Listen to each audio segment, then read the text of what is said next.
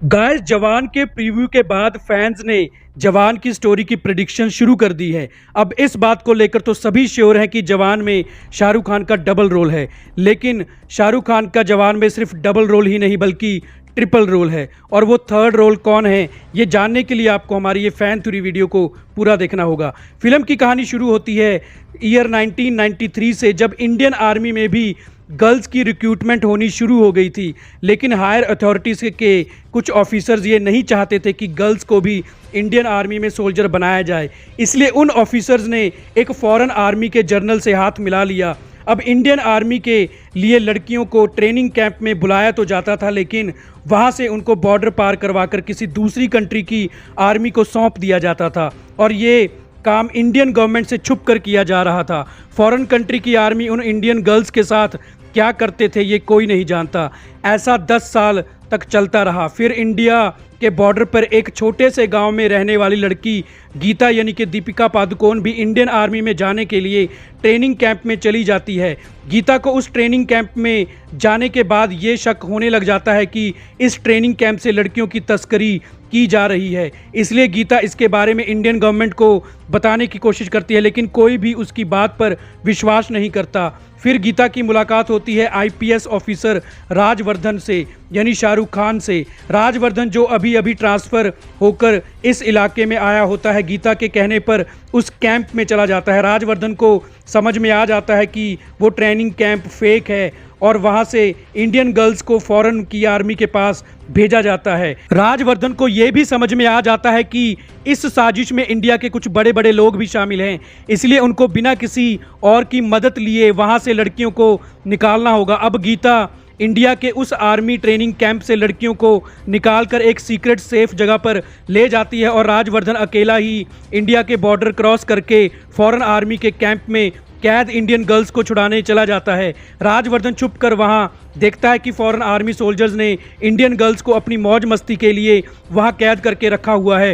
राजवर्धन कुछ foreign army soldiers को मारकर एक ट्रक में लड़कियों को बिठाकर वहां से भगाने में कामयाब हो जाता है। इधर इंडियन ऑफिसर को पता चल जाता है कि राजवर्धन सारी सच्चाई जान गया है और वो इंडियन गर्ल्स को लेकर बॉर्डर से इंडिया आ रहा है। अब इंडियन ऑफिसर को डर होता है कि अगर उन लड़कियों ने मीडिया को सब कुछ बता दिया तो इंडियन गवर्नमेंट उनको गद्दार मानकर मौत की सज़ा सुना देगी। इसलिए वो ऑफिसर्स राजवर्धन और उन लड़कियों को बॉर्डर पर ही मारने के लिए कॉन्ट्रैक्टर किलर विजय सेतुपति को उसके आदमियों के साथ बॉर्डर पर भेज देते हैं।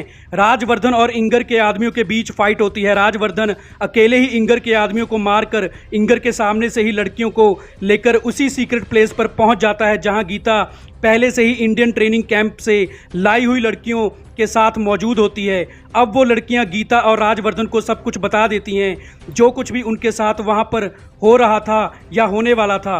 राजवर्धन समझ जाता है कि इसमें बड़े बड़े लोग शामिल हैं जो अब उन लड़कियों को मारने की कोशिश कर रहे हैं। इसलिए राजवर्धन ये फैसला लेता है कि वो उन लड़कियों को उस सीक्रेट प्लेस पर दुनिया से छुपा कर रखेगा और उन ऑफिसर्स के खिलाफ सारे सबूत इकट्ठा करके उनकी सच्चाई पूरी दुनिया के आगे लेकर आएगा। गीता भी राजवर्धन का साथ देने को तैयार हो जाती है। अब दोनों के बीच प्यार हो जाता है और वो दोनों शादी कर लेते हैं। कुछ सालों बाद उनका एक बेटा भी हो जाता है। अब राजवर्धन ने उन ऑफिसर्स के खिलाफ बहुत से सबूत इकट्ठे कर लिए, लेकिन इससे पहले कि राजवर्धन उन सबूतों को दुनिया के सामने लाता, इंगर को उस सीक्रेट प्लेस के बारे में पता चल जाता है। उसने पूरी आर्मी के साथ उस सीक्रेट प्लेस पर हमला कर दिया। उस हमले में गीता और कुछ लड़कियां मारी जाती हैं और जो लड़कियां बच जाती हैं उनको वापस उनके घर भेज दिया जाता है। लेकिन राजवर्धन उस हमले के बाद कहाँ है ये कोई नहीं जानता। राजवर्धन के बेटे को भी अनाथालय में छोड़ दिया जाता है और ये न्यूज़ फैला दी जाती है कि राजवर्धन और उसकी वाइफ ने आर्मी ट्रेनिंग कैंप से लड़कियों को गुमराह किया और देश के खिलाफ साजिश करके उन लड़कियों का इस्तेमाल किया। उस हमले में मारी गई लड़कियों को शहीद और गीता राजवर्धन को गद्दार घोषित कर दिया जाता है। वो लड़कियां चाहकर भी किसी को सच्चाई बता नहीं पाई, क्योंकि वो नहीं जानती थी कि इस साजिश में कौन कौन इन्वॉल्व था। लेकिन वो आज भी उन लड़कियों की मौत का बदला लेना चाहती थी जिनको उस हमले में इंगर ने मार दिया था। 20 साल बाद ये केस फिर से ओपन हो जाता है जब एक नकाबपोश उस एक ऑफिसर को मार देता है जो लड़कियों की तस्करी में इन्वॉल्व था। वो नकाबपोश कोई और नहीं, राजवर्धन और गीता का बेटा रामवर्धन, जिसको सब जवान के नाम से जानते हैं। जवान जो पहले कभी इंडियन आर्मी में एक सोल्जर था, लेकिन एक मिशन के दौरान जवान को दुश्मनों ने पकड़ लिया था, जिसके बाद जवान कहाँ है ये कोई नहीं जानता। असल में जवान ने इंडियन आर्मी इसलिए ज्वाइन की थी क्योंकि जवान इंडियन आर्मी में रहते हुए ये जानना चाहता था कि उसकी माँ को किसने मारा था। जवान ये भी जानना चाहता था कि उसके पिता राजवर्धन के साथ 20 साल पहले क्या हुआ था। इधर दूसरी तरफ 20 साल के बाद कुछ गर्ल्स भी एक मिशन की तैयारी कर रही होती हैं और कोई है जो उनको साथ दे रहा है, और उन लड़कियों को लीड करने वाला कोई और नहीं बल्कि राजवर्धन ही होता है। और वो लड़कियां उन गर्ल्स सोल्जर की फैमिली से होती हैं जिनको 20 साल पहले इंगर ने मार दिया था। अब एक एक करके कुछ ऑफिसर्स मारे जाने लग जाते हैं, इसलिए सीबीआई ऑफिसर रिया यानी कि नयनतारा को ये केस दे दिया जाता है। रिया इस केस की मिस्ट्री को जानने के लिए जवान के पीछे लग जाती है। जवान का पीछा करते हुए सीबीआई ऑफिसर को राजवर्धन के पीछे लगना पड़ता है। अब रिया के साथ साथ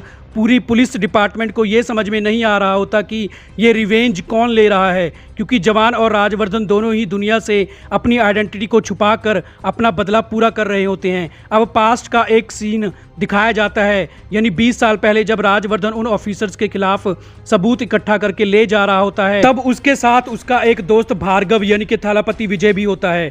भार्गव उन दिनों वुमेन इंडियन आर्मी एसोसिएशन का हेड था, जब लड़कियों को आर्मी ट्रेनिंग कैंप के बहाने बॉर्डर के पार ले जाया जा रहा था। भार्गव के पास उन ऑफिसर्स के खिलाफ बहुत से सबूत थे, लेकिन रास्ते में राजवर्धन और भार्गव पर हमला हो जाता है और उस हमले में भार्गव तो मारा जाता है, लेकिन राजवर्धन बुरी तरह से जख्मी हो जाता है और लोगों को लगता है कि राजवर्धन उस हमले में मारा गया, लेकिन राजवर्धन बच गया था और 20 साल एक सीक्रेट आइलैंड पर उन लड़कियों को ट्रेनिंग दे रहा था जिनके परिवार वालों को इंगर ने 20 साल पहले मार दिया था। इधर इंगर को भी पता चल जाता है कि राजवर्धन वापस आ गया है। अब इंगर भी राजवर्धन के खिलाफ एक ज़बरदस्त प्लानिंग शुरू कर देता है। इधर इंक्वायरी करने पर सीबीआई ऑफिसर रिया को पता चलता है कि राजवर्धन उन ऑफिसर्स को मार रहा है जो 20 साल पहले गर्ल्स की तस्करी के केस में इन्वॉल्व थे, लेकिन साथ में कुछ बेकसूर लोग भी मारे जा रहे हैं।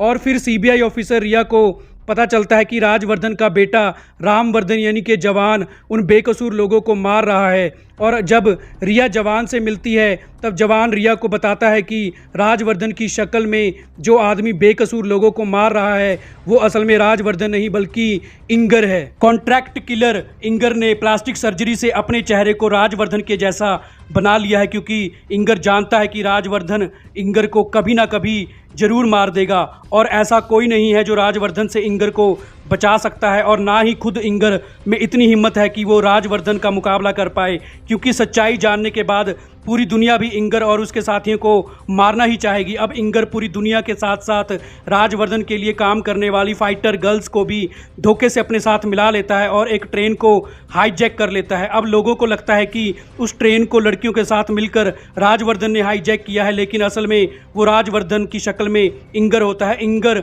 हॉस्टेजेस के बदले इंडियन गवर्नमेंट से डिमांड करता है कि उसको एक हेलीकॉप्टर और बहुत सारा पैसा दिया जाए। अब इंगर दुनिया को कहता है कि वो राजवर्धन है और 20 साल पहले उसने ही मतलब राजवर्धन ने ही उन लड़कियों को कैद करके मार दिया था और राजवर्धन ही है जो लड़कियों की तस्करी का मास्टरमाइंड है। लेकिन राजवर्धन का बेटा जवान अब ये जान जाता है कि ये आदमी उसका पिता राजवर्धन नहीं बल्कि उसकी शक्ल में इंगर है। जवान उस ट्रेन में पहुंच जाता है और इंगर को मार देता है। इंगर के मरते ही असली राजवर्धन दुनिया के सामने आ जाता है और पूरी दुनिया को सच्चाई के बारे में पता चल जाता है। लेकिन जवान अपने पिता राजवर्धन से कहता है कि इस सब के पीछे सिर्फ इंगर नहीं बल्कि एक और मास्टरमाइंड है। फिर फिल्म में लास्ट सीन में एक विलन को दिखाया जाता है और संजय दत्त की झलक दिखाई जाती है। तो दोस्तों आगे की कहानी में क्या होगा ये हम आपको जवान पार्ट 2 में बताएंगे। तो हमारी आज की वीडियो को पूरा देखने के लिए आपका थैंक्स।